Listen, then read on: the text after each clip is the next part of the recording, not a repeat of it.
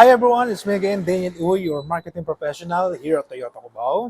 So by the way, ganito, no, turuan ko lang kayo ng mga tips at mga kailangan nyo i-prepare kapag gusto nyo mag-vlog. Okay?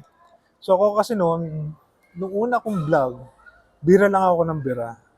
So later on, naisip ko parang, teka, ang tsaka ng ginagawa kong mga preparation sa pag-vlog ng unit. So doon pa lang ako nag-aral kung paano mag-vlog, okay? So, ganito, meron naman akong niche noon at that time.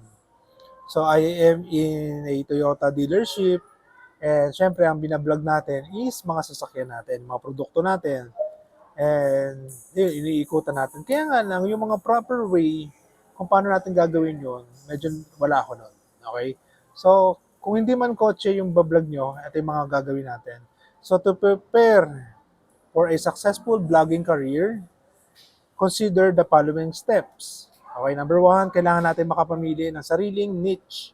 Identify a topic you're passionate about and you can create content around.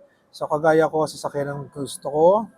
And kung kayo, kung mga travel ang gusto nyo, pwede food ang in-demand niyan. Okay, compare sa akin na ang topic natin is sasakyan.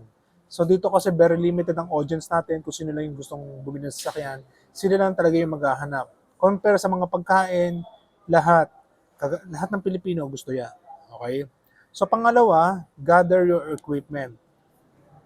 Ano ba yung mga equipment ngayon na kailangan natin na meron tayo? Number one, camera or cellphone.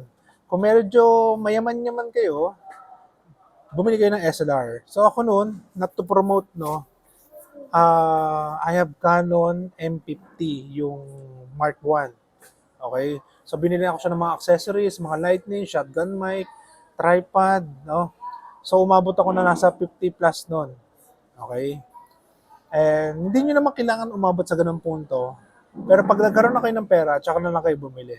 Okay? Cellphone, tsaka cellphone holder lang, pwede na. Pag may budget, bumili na kayo ng lightning pag kumita kita. Ngayon, pag medyo kumita kita na, kayo na, upgrade nyo na lang yung kailangan nyo na kailangan nyo equipments. Pero ito yung tatlo kailangan muna natin. Tripod, cellphone, tsaka lightning. So, sa lightning tsaka tripod, nasa 1,000 pesos lang yan. Yung cellphone, bahala na kayo kung anong gusto gagamitin nyo. Then, ganito, no? Ang pangatlo natin is create a content plan. Kasi ganito, yung una akong nagbablog, medyo sabog-sabog yung aking sistema. So, ang ginagawa ko lang ngayon ay nagsi 6-point walk around ako. So, pinipilit ko na yung video ko is pabuti na ng 5 minutes para hindi masyadong boring. Okay? Then next, film your first vlog. Keep it simple and authentic to build trust with your audience. So, parang papakilala ka lang. Hi everyone, it's me again, Daniel U, your marketing professional here at Toyota Cubao. And if you're planning to buy brand new Toyota cars, you may contact me at 0917-4466181. And you can add me on my Facebook account, Daniel Uy. And guys, don't forget to like and subscribe my YouTube channel, Dane TV. Ganyan yung mga dinyahan natin. Para mas matandaan kayo ng mga viewers nyo. And soon, mga ano nyo na, mga fans nyo na. Okay? Then, ito yung medyo mahirap na part at dapat maging consistent kayo.